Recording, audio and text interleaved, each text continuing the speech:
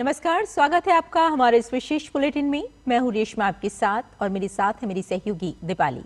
आइए हेडलाइंस पर नजर डालते हैं। प्रधानमंत्री नरेंद्र मोदी आज लखनऊ में राष्ट्र प्रेरणा स्थल का करेंगे उद्घाटन।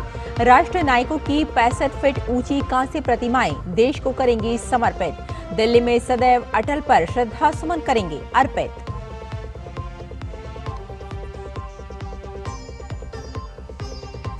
अरावली पर्वतमाला में नहीं होगा खनन। केंद्र सरकार ने किसी भी नए खनन पट्टे पर लगाया पूर्ण प्रतिबंध। सभी संबंधित राज्यों को जारी किए स्पष्ट निर्देश।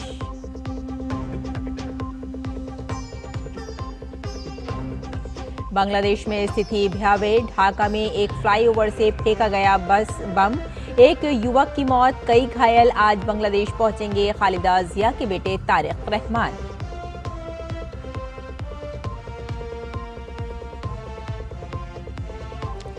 भारत ने थाई कंबोडिया सीमा पर हिंदू देवता की मूर्ति खंडित करने पर जताई चिंता। बताया अपमानजनक हरकत। दोनों पक्षों से शांति बहाल करने का आग्रह।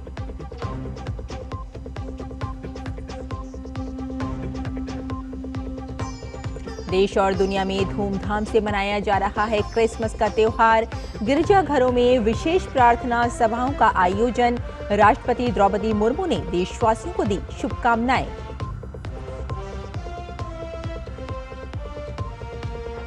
और आइए अब समाचारों पर डालते हैं विस्तार से नजर।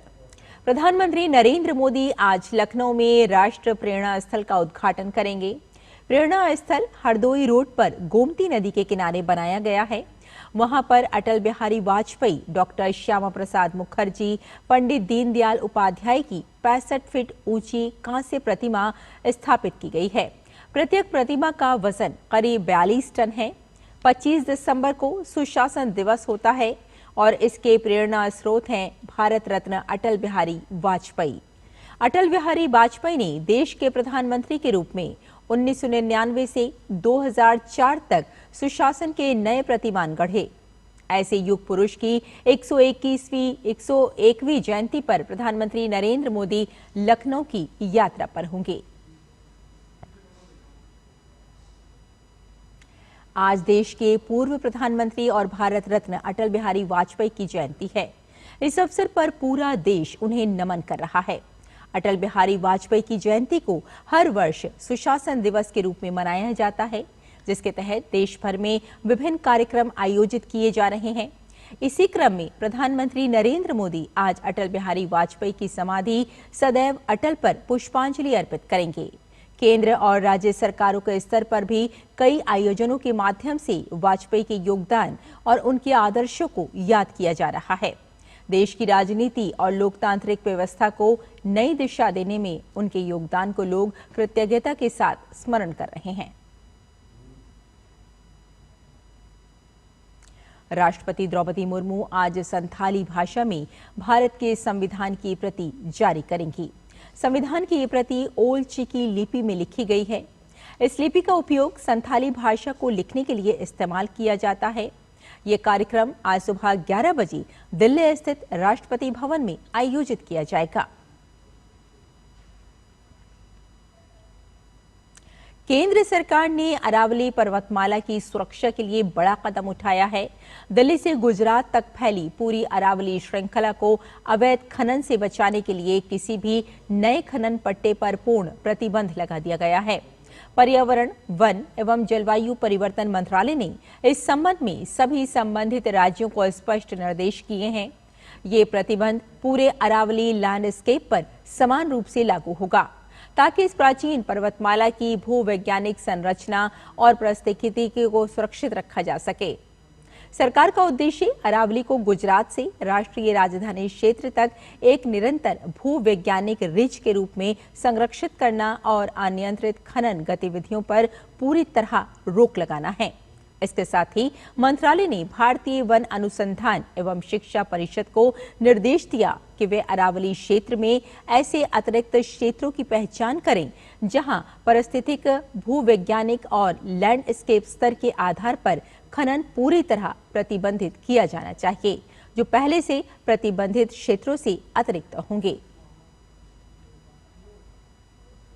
थाईलैंड कंबोडिया सीमा पर हिंदू देवता की मूर्ति खंडित किए जाने पर विदेश मंत्रालय ने आधिकारिक बयान जारी किया है।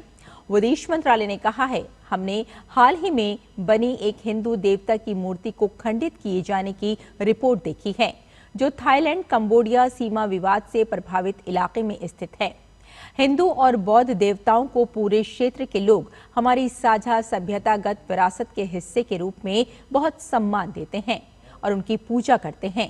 क्षेत्रीय दावों के बावजूद ऐसे अपमानजनक काम दुनिया भर के अनुयायियों की भावनाओं को ठेस पहुंचाते हैं और ऐसा नहीं होना चाहिए।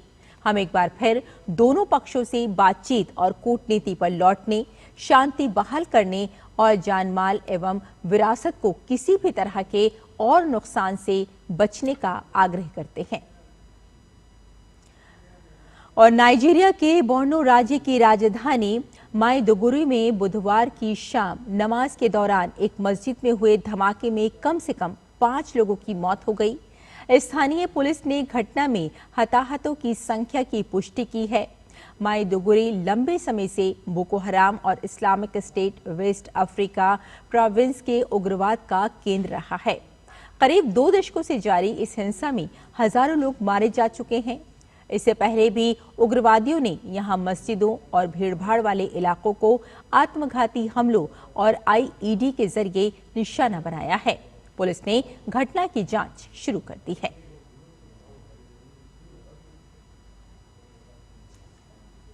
आज दुनिया भर में क्रिसमस का त्योहार धूमधाम से मनाया जा रहा है। गिरजाघरों में विशेष प्रार्थना सभा का आयोजन भी हो रहा है। वेटिकन सिटी में इस त्योहार की अलग ही धूम दिखाई देती है। इस साल भारी बारिश के बावजूद लोग छाते लेकर सेंट पीटर्स स्क्वायर में पहुंचे। वहीं देश के विभिन्न हिस्सों में भी क्रिसमस का त्योहार बड़े धूमधाम से मनाया जा रहा है। कई शहरों में लोग उत्साह और हर्षोल्लास के साथ प्रभु ईसा मसीह के जन्मदिन मनाते दिखे। विशेष प्रार्थनाओं के साथ ईसाई समुदाय के लोगों ने प्रभु यीशु के आगमन के गीत गाए। देश विदेशों में क्रिसमस का त्योहार धूमधाम से मनाया जा रहा है। मेघालय के लैटुमखरा में Mary Help of Christians Cathedral में बड़ी संख्या में लोग इकट्ठा हुए और उन्होंने प्रार्थनाएं की और फिर एक दूसरे को शुभकामनाएं दी। गिरजाघरों को भी लाइटों से सजाया गया है।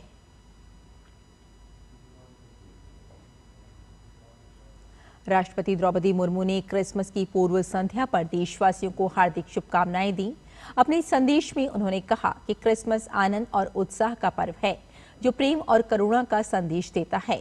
उन्होंने प्रभु यीशु मसीह द्वारा मानव कल्याण के लिए किए गए बलिदान का स्मरण किया। साथ ही समाज में प्रेम, सद्भाव और सेवा की भावना को अपनाने का आह्वान किया।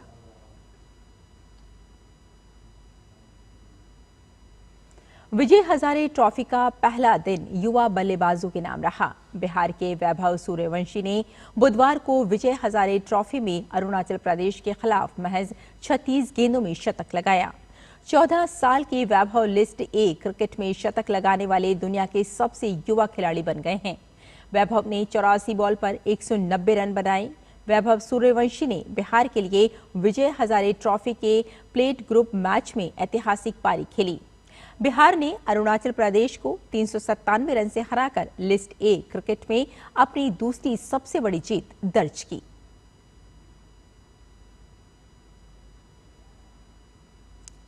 तो हमारे इस विशेष बुलेटिन में फिलहाल इतना ही। मुझे और मेरी सहयोगी दीपाली को यहीं अनुमति दें। नमस्कार।